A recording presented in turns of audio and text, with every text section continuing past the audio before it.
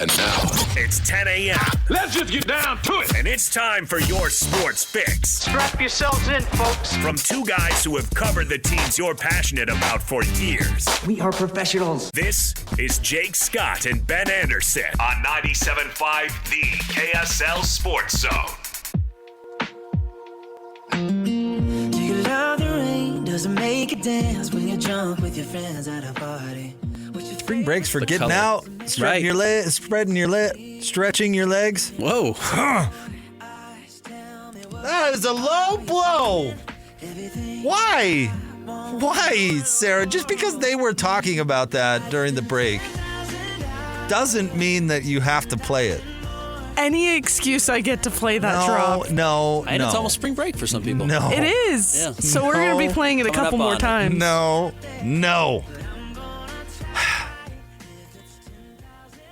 That's how we're starting?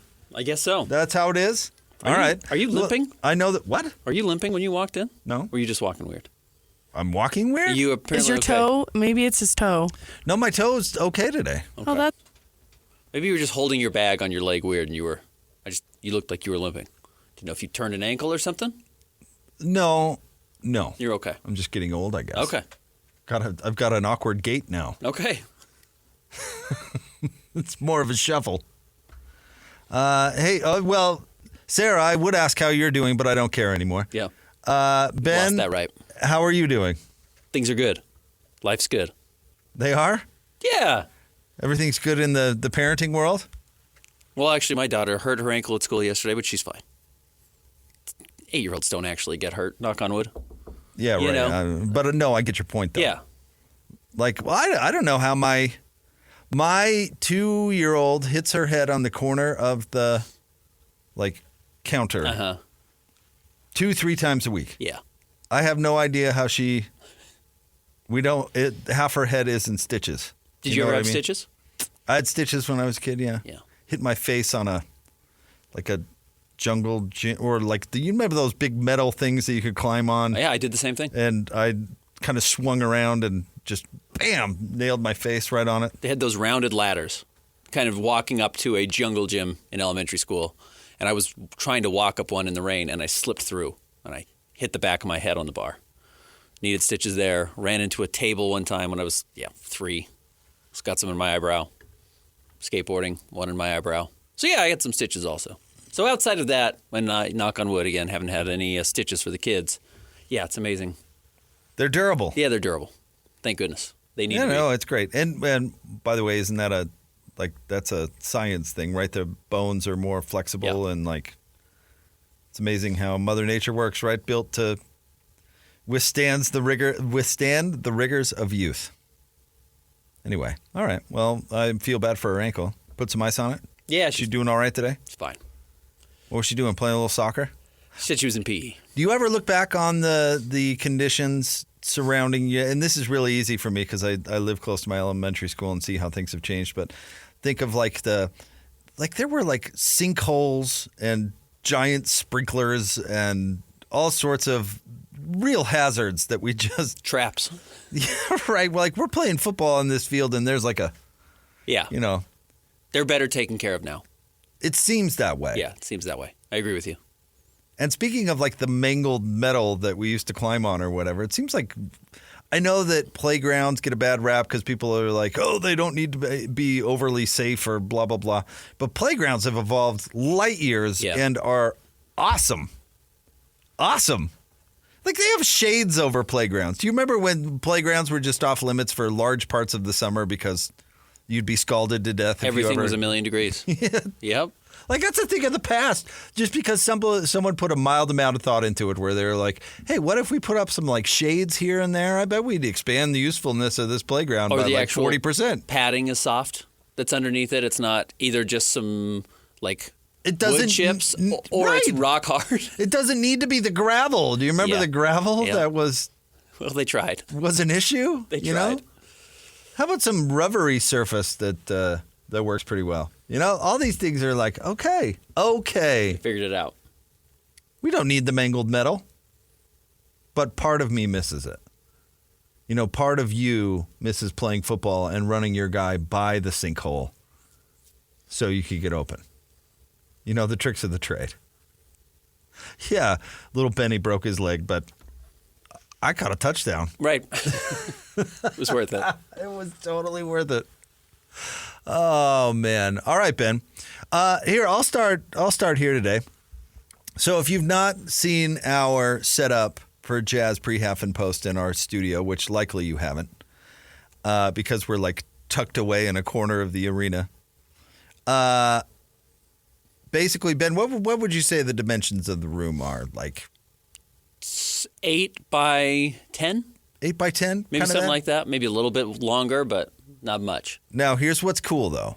We have 3 giant TVs that are set up and ready to roll. Yeah. So on big sports days / nights when we have Jazz games, it's actually really cool to be in our studio, yeah. If I do say. You feel free to disagree, but it's really cool because we can watch everything, and it's just this cool thing. Anyway, tonight, Ben, is going to be one of those nights where it's going to be really cool to be in our studio. Okay. Now, the Jazz Bulls is what it is. It's a basketball game that has to be played. It's a basketball game. I always like at least watching NBA basketball, but as we can dive into, it's not the most interesting of matchups. That's going to be on one screen because we are there to do a job after all. On the other screen, starting at 7 o'clock on ESPN2, the number 20 ranked BYU Cougars will be in Ames, Iowa to take on the 6th ranked Iowa State Cyclones. A very good team last time I checked. Yep. So cool to have BYU in this league and soon to be Utah, of course. But where they're playing interesting, fun, awesome, relevant matchups every single night. A team that could be in the Final Four in Iowa State. Years of having to try and make Portland relevant. Yeah. You know what I mean? Years of being like, well, maybe Loyola hired a coach and I don't know. Gonzaga is going to win the league. Yeah. End of story. After years of that, we now have BYU with one of their best teams ever. And they still got a little meat left on that bone, I suppose, to cement that. But it certainly looks that way. In the best league in the land, with a chance to get a huge road upset that would absolutely skyrocket their seeding potential, which is good already. Yeah, they jump up to 16th, 15th in the country with a win, and then you're talking about a 3 seed. In an atmosphere that is going to be bonkers. Again, not an atmosphere where the BYU fans outnumber the dozens of whatever fans who showed up, but like a bonkers atmosphere. So cool. Yep. So that's going to be television number 2.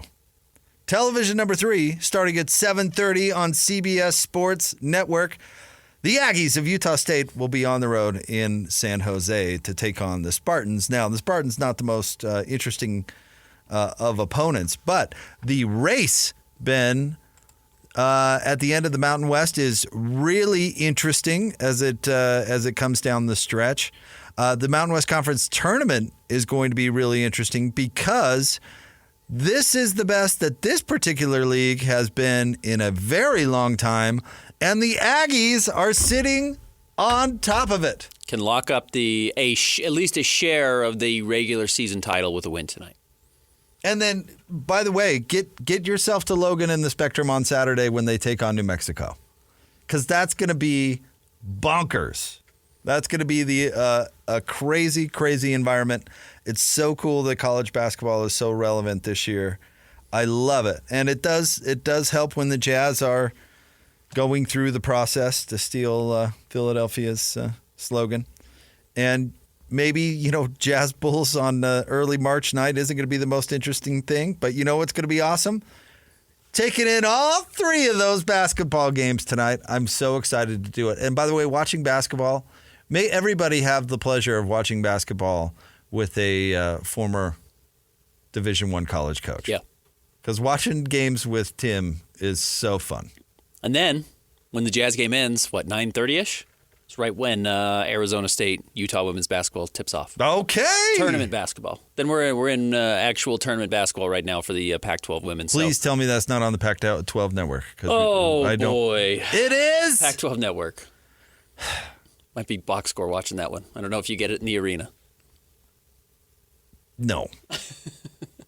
No, we don't get it. But it is the time. If you are, basketball does not have the same draw as football. College football, the NFL, it's obvious. It's just not there. The college basketball does not rival college football.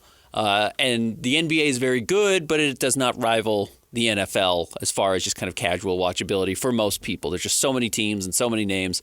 Whereas the NFL, it's a little bit easier to track everybody, I feel like, and you only have to do it once a week.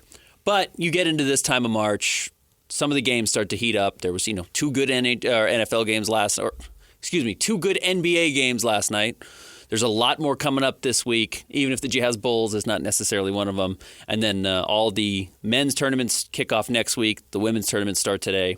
This is the best time for basketball that we have in our country. I really wish I was going to Vegas for the conference tournaments.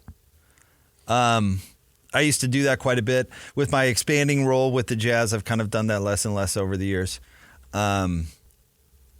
It's such a fun time. I tell people all the time, it's such a fun time to be in Las Vegas. It's amazing. There's basketball going on everywhere, and it's tournament basketball, and it's accessible, and it's affordable for the most part. And Vegas is Vegas. And if you're a sports fan, Vegas during conference tournament time has turned into a crazy cool event. Do we expect the Big 12 tournament ever to move to Vegas? Yes. It's in Kansas City, and it's been there forever. We think eventually it'll go there? Has that been announced? Because they're moving Media Day there. They are moving Media Day to Vegas, which is great. That's just kind of the implication, right?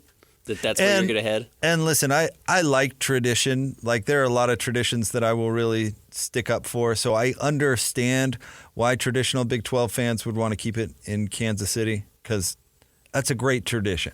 I mean, like, the ACC still goes to Greensboro, right? Which is crazy. But if Vegas is now in your footprint, do everybody a favor and put it in Vegas. Yeah. Because those fans that are grumpy about it moving out of Kansas City, you just say, hey, wait, why don't you give Vegas a try? Just 1 year. Just dip your toe in the water and see how you like it. They'll all come away from it going, oh, yeah, that's way better. That's way easier. They actually have all the hotels for us. It's not going to be hard to get a room. You're going to have other things you can do. There's so much stuff to do. And no knock against Kansas City, which I have had multiple fun experiences in Kansas City. It's a great town. The high. But there's only one Vegas. And the weather. I mean, kind of interesting. Right now, the high today in Vegas is 68. The high in Kansas City is 62. So it's not that far off one another, but it's a different type of Now, let me ask you this. In Vegas, is the wind blowing your face clean off? No. There's no Midwestern winds in Las Vegas. So that's part of it. You can bundle up. Much more consistently good weather in March in Vegas, for sure. Yeah, I'll take it. So, yeah, I would imagine that we'll go there. The NBA is doing everything it can to put every important event in Las Vegas. And here's one thing, too, that I discovered, I really discovered when planning my own wedding.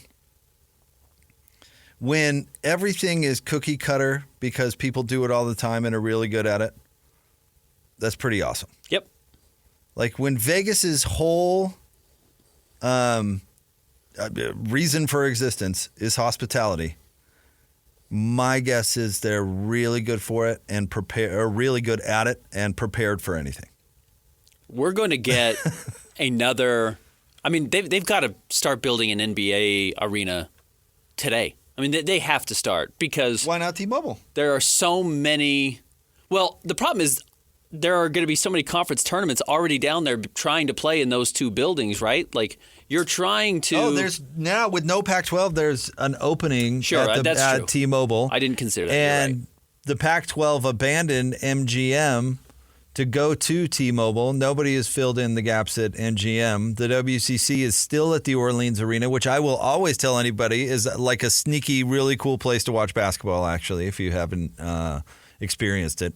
I just sidled up next to Jerry Tarkanian one year at the WCC tournament. Dude, just chilling.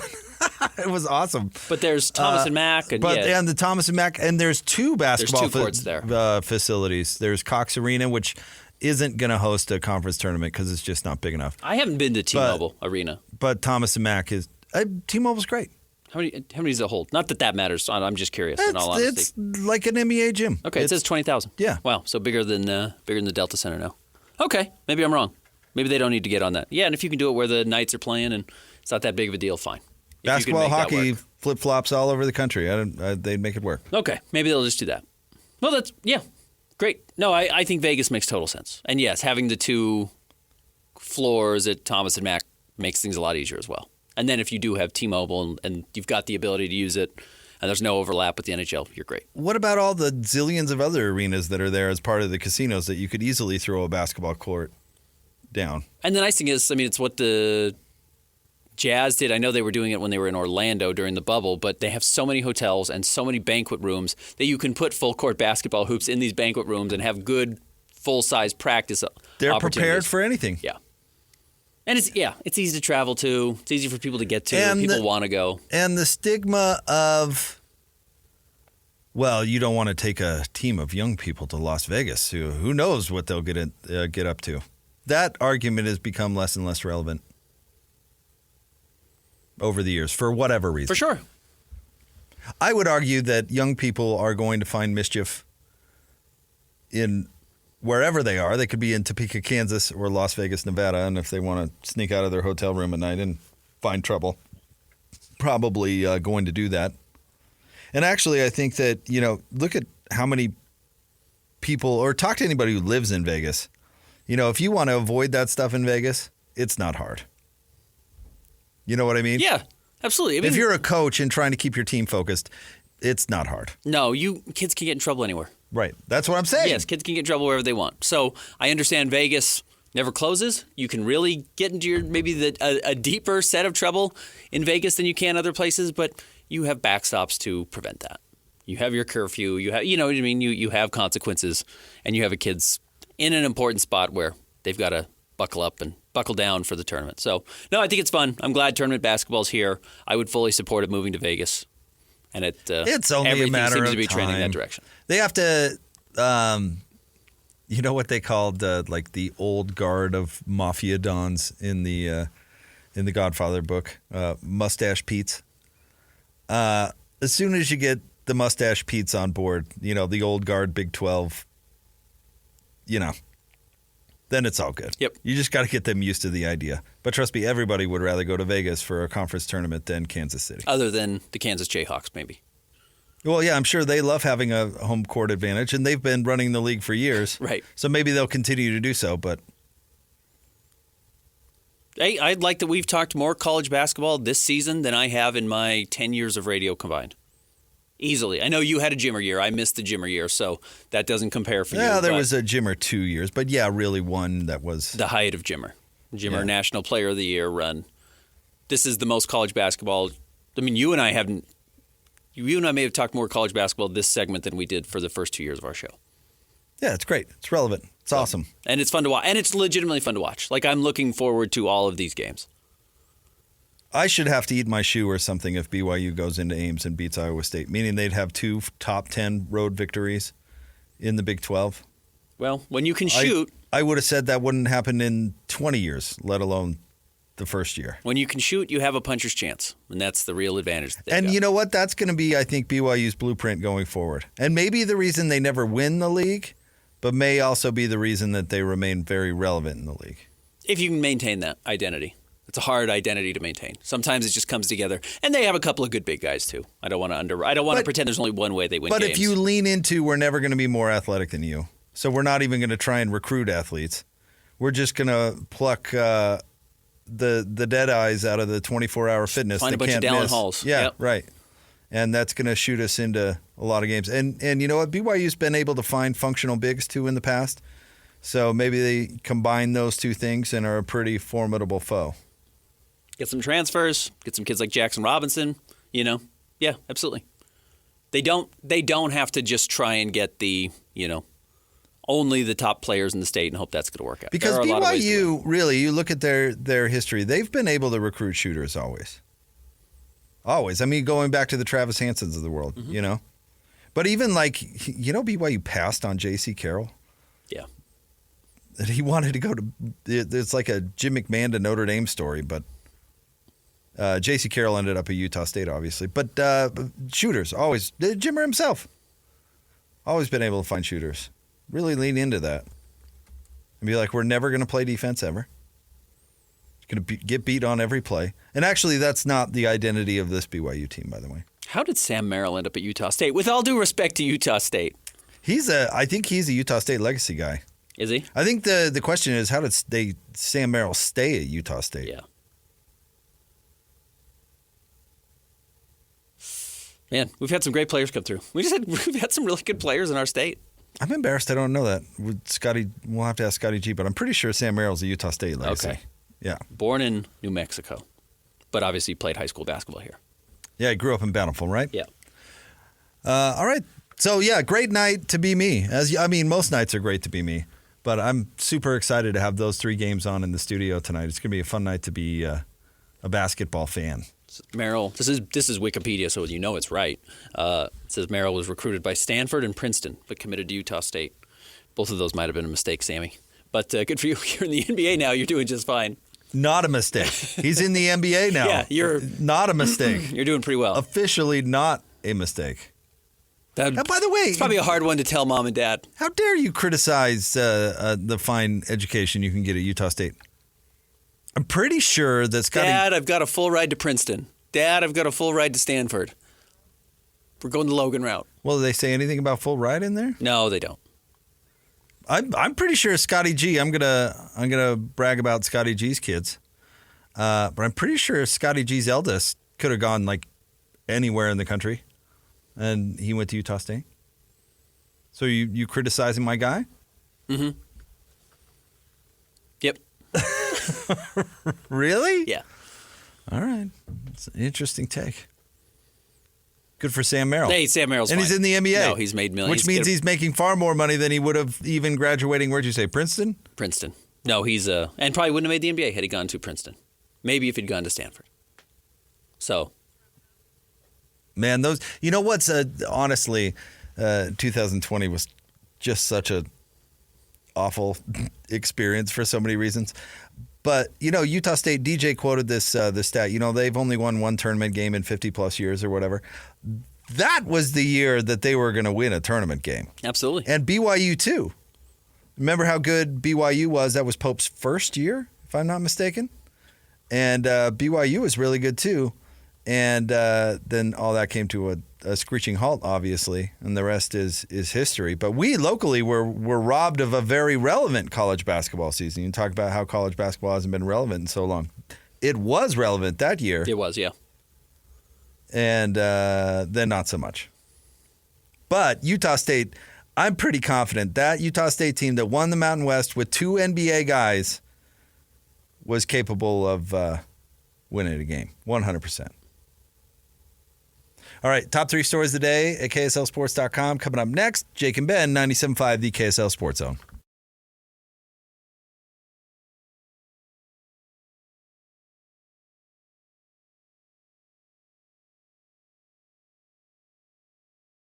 It's time to break down the biggest stories of the day. Let's go. This is the top 3 stories of the day on KSLSports.com. On 97.5, the KSL Sports Zone.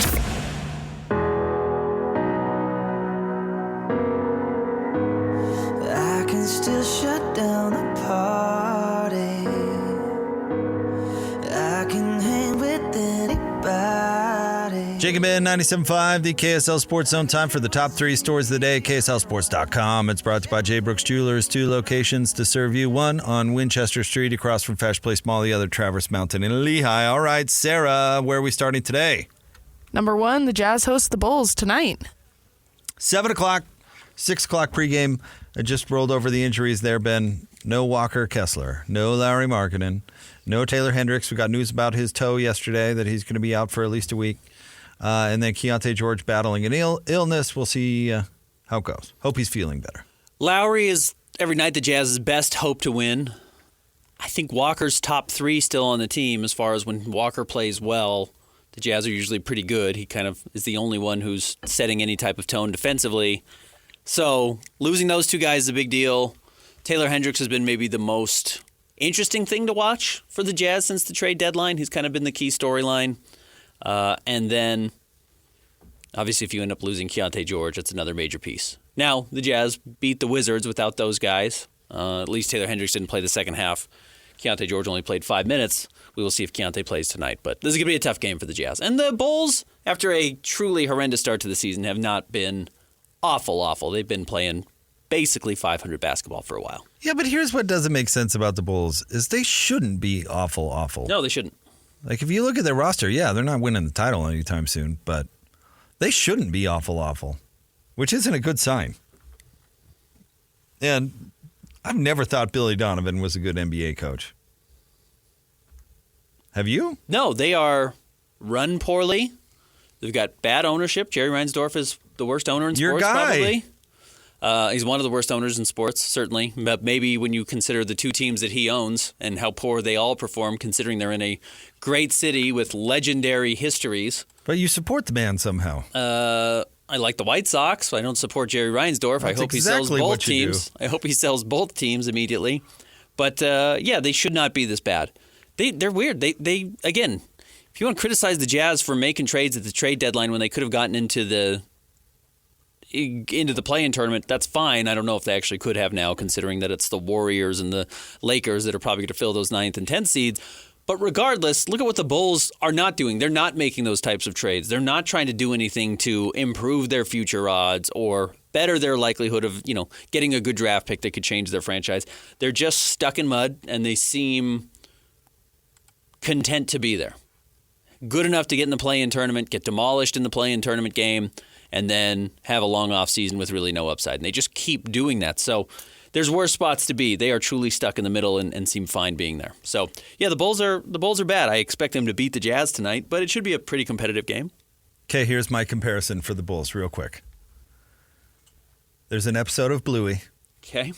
where the dad, Bandit, wants to teach his kids about, like, hard work can be rewarding. And they want an ice cream. And he said, sure, you can have an ice cream. And then he says, ragdoll. And he just goes limp and falls to the ground. And tells his kids, if you can get me to the car and we can get to the ice cream store, I'll buy you an ice cream. I'll buy you an ice cream. And so the whole episode is these poor kids trying to get their heavy adult father out the door and into the car, and he's keeps saying work smarter, not harder, all this thing. But isn't that what the Bulls are? They're not trying to do anything. They're not trying to lose. They're not trying to win. Yeah. They're just ragdoll. Yep. And like there's enough in the tank that you could do something. Yeah, no, I but you're just not. Kobe White is a pretty good player. Yeah, you're not rebuilding either. You're just ragdoll. DeMar's a pretty good player. But yeah, I do think you get to these spots. A rudderless vessel. Where guys are just like, you know what? Nah. Paychecks keep coming in. Like every game, I get a game check. And I've been out to the bars in Chicago. They're pretty fun. They're, what's the drink in Chicago? Chicago has a drink? Yeah, they've got It's called beer? No, it's a very specific drink. Regardless, they have green beer sometimes when it's St. Patrick's Day. Malort. Malort? Yeah, Malort. I don't think I've had that. I haven't had the pleasure. Neither have I. But yeah, right. They're not trying. We're not trying. We're kind of just like, we're doing what we can because we're talented enough to win games. And like, we're kind of competitive guys, so we're going to beat the teams that we should beat, and that's fine. And that's just who the Bulls are. And it's crazy because it was one of the great franchises of the 90s and never did anything since then. So they've got a couple of young guys that are kind of interesting. They're usually pretty beat up. They're a little old in some spots, but they do have more veteran talent available to them tonight than the Jazz do. Oh, lots more. Yeah. And if the Jazz lose tonight after wins by the Hawks and the Rockets last night, the Jazz would pull into an even tie for the 8th worst record in the NBA and would thus be in position to hold on to their draft pick. So kind of a big game. Yeah, anybody can lose some games. Yeah. Just don't play veterans.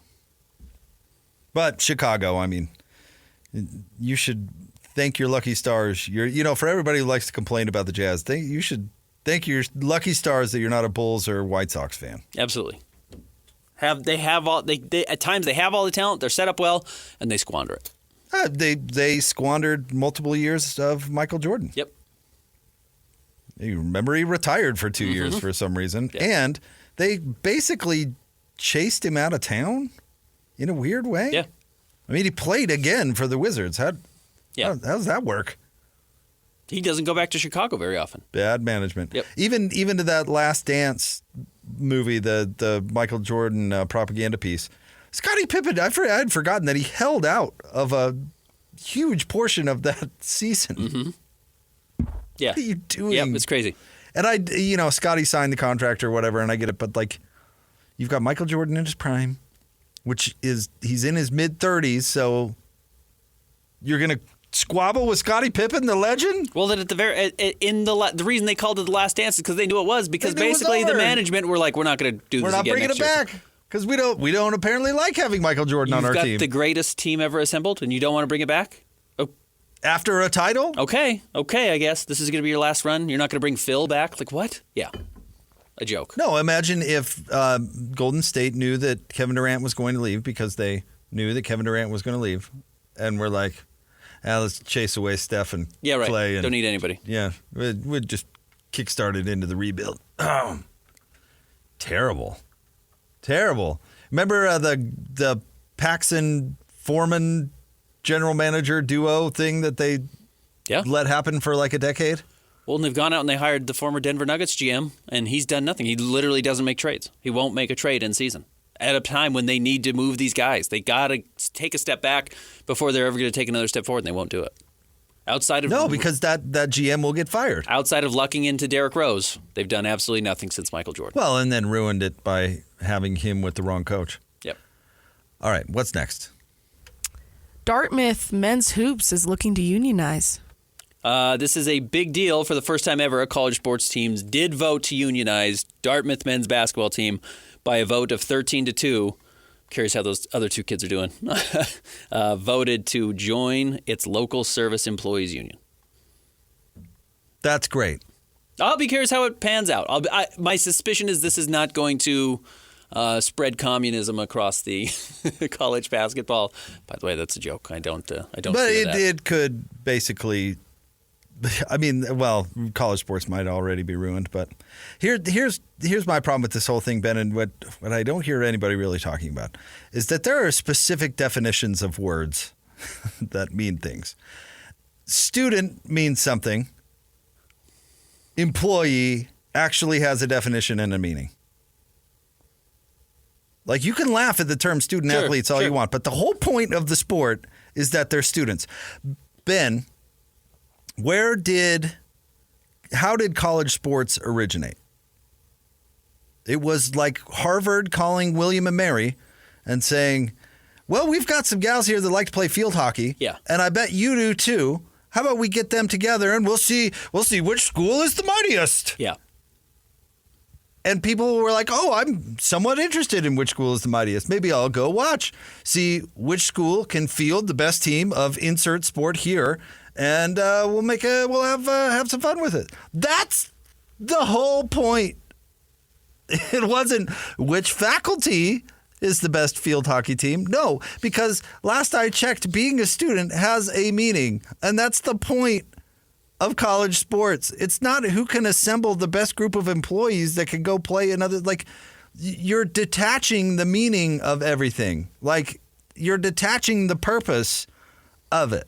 And that will ruin it, because that's why people love it. Why do Ute and Cougar fans and Aggie fans love it? Because they were peers with those athletes at one point. You do identify with it because it was a group of our students that beat a group of your students. That is still the lure of the sport. It's not a professional league. If it were a professional league, nobody would watch it. I think you're too altruistic there. I disagree with you. I think it is baked in enough That is the basis of it, but it is baked in enough that people will follow it regardless now at this point because it has created enough fan bases. And you don't only have like, how many Utah fans do you think are jumping in your mentions on Twitter that didn't ever go to Utah? Like, it's a bunch of people. Like, a bunch of people adopt it just because it's a part of the culture locally. So I think you're a little altruistic But why is about it that. popular? It starts with the. I mean, why is the student section always the heart of the whole event? It's not one or the other exclusively, in my opinion. I think both are true. I think why don't the bees have the following that the Utes or the Cougars do? They're a lot closer to being the best in the world than Utah college basketball. Why don't they go? You're right. It's not. I don't think it's baked in culturally the way college football has beat that rap. But They've let's gotten get over back that hill. to definitions for a second. If a group of humanities students called the university and said, "We've decided to unionize. We want salt and vinegar chips in the commissary," or whatever you want to call it, they would laugh so hard. They would laugh, and then they would hang up the phone. But if because they would say, "You are students." But if the humanities class was generating millions of dollars of income, they would listen. They do generate millions of dollars of income. Not the way athletes do. Yes, they do. No, they do not at yes, all. they No, do. they don't And you know what? all. At research institutions, the student research is generating millions and millions of dollars. Millions. How many of the engineering students have unionized? Zero. Because they're getting something. It's called an education. But you can get into medical students and they get paid. There are issues where you can get money for your residency, right? Like, there are issues where this is bled Because over. they're working at a professional hospital. And that's exactly what these kids No, are going to it's say. not. They're going to say the exact same thing. We are working at a professional arena where there are professionals They're not there. working. That's the argument. They're not working. That's the argument. And they are generating income. And Are they? Yes, 100%. They are generating tons of income. Go right back to the bees argument. Are they? Well, again, If they were the ones, because they're so good at what they do, that are generating all these billions of dollars, why aren't minor league sports? obviously there's a difference. Thank you. Yeah, there's a difference. Yeah, obviously there's a difference. And college football generates billions of dollars. Mm-hmm. So people watch it. Is that because of the football player, or is that because of any million of other reasons that have nothing to do with the football player? I think it has a lot to do with the football player. Mostly the football player. In my opinion. We'll see. We'll see where this goes. Oh, well, then why aren't they watching why did the AFL sink? It's hard to get a foothold. It's just hard to generate that interest. It is. It's really Because hard to it's get a not foothold. about being the best in the world or the best or I'm the best. It has nothing to do with that. Allegiance matters. Allegiance absolutely Is matters. what is generating all of this. No, it's not all of it. Oh, I'm sorry. It's because the linebacker is so good at what they do. No, it's not. It's a part of it. It is a part of it. A part of it. Okay. It's a huge part of it. Not a huge part of it. Yes, it is. All right. Yes, it is. What's next? Number 3, Isaiah Thomas signs with the Stars. Now we're talking.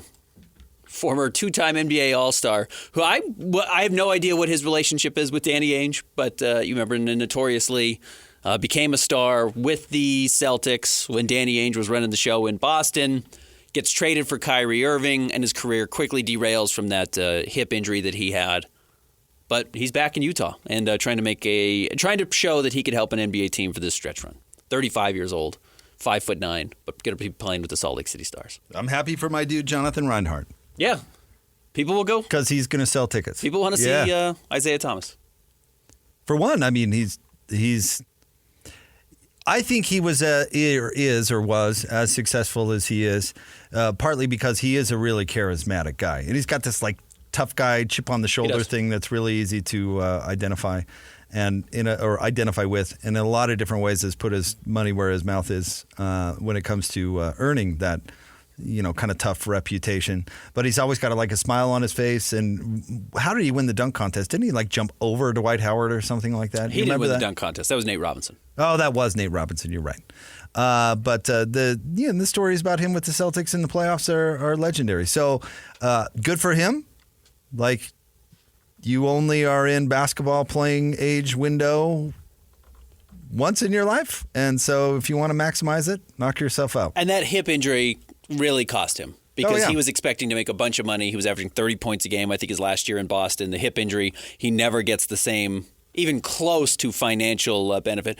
And only, understand, I'm saying only, but compared to what a lot of guys make in the league, he only made $34 million.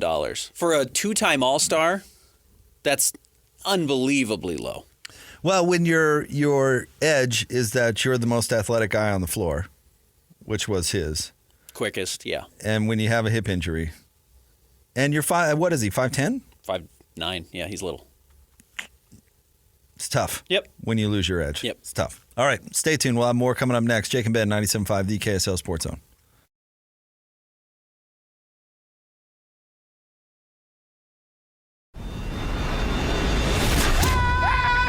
The sports you love, the teams you can't live without. Get a sense of urgency! This is Jake Scott and Ben Anderson on 97.5, the KSL Sports Zone.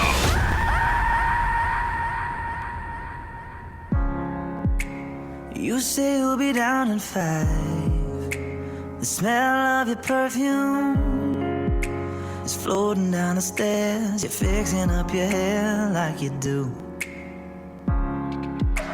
I know that I'll be a mess. Jake and Ben, it is a Win Tickets Wednesday, and it's your chance to win right now. Caller number 12, 801-575-ZONE. You're going to get a pair of tickets to go see Dan and Shay at Utah First Credit Union Amphitheater on September 20th, 801-575-ZONE. Is this them? This doesn't sound country at all. Are they considered country still? They're like pop country, yeah. This sounds more country. They do a lot of like features with Kelly Clarkson and like pop singers. So they're definitely on the like edge of pop contemporary country rather than like twangy. And this was true a couple days ago. I don't know if it still is, but doesn't Beyonce have the number one country song in the country? Country song in the country? Not something I consider country, but yes. I think that's awesome. But it is interesting how the lines between pop and country have been blurred. Been doing it for a while. Lil Nas X completely erased him, right? With what was his song? What was the big country song that he had? Old Town Road. Old Town Road, yeah. With Billy Ray Cyrus. Yeah, and it's never. Everyone realized, hey, there's $1 trillion there. Post Malone's doing like an album with the country artists right now. You know what I love that, by the way. And you know what I love about that? I think it's the same reason that I really love covers. I love to hear one great artist take on a song or a genre or whatever. Sure. Like we talk about how Kiss, they got pigeonholed as one thing and could never be something else. Wouldn't a big Kiss fan want to hear their take on, I don't know, R&B? I'd be interested to hear Kiss's take on R&B. You might be unique in that one. One thing I like about Pink is like every artist is like a different, she has like a punk album and she has I don't know if she's ever done a country album, but she's got a bunch of different takes on genres of music, which I think I love that stuff. I think it's really interesting. Now, some bands, like everybody bends over backwards to call the Beatles the best thing since sliced bread, but they tried to, remember when they were doing their take on like Indian music and stuff? Got a little out there for me. Yeah. But I do like that. I like to hear Beyonce's take on country. I think that's really cool. Celine Dion's Christmas song, God Bless Us Everyone, which is like this. It's not Mariah, but it's like a big Christmas song. Was written by Dee Snider. It is where he's made Twisted Sister? all of his money. Oh, I'm sure. Because he's just gone broke a bunch of times because of... But he's got that writing credit. But he has this writing credit for this huge song that he makes a ton of royalties on. But Dee Snider writing a Christmas song. Oh, yeah. But you get pigeonholed into what you can and can't do. Right. And you don't really get to leave that because you're Dee Snider of Twisted Sister. And you're supposed to have this long, curly, blonde mullet. And they don't really want to hear you sing a Christmas song called God Bless Us Everyone.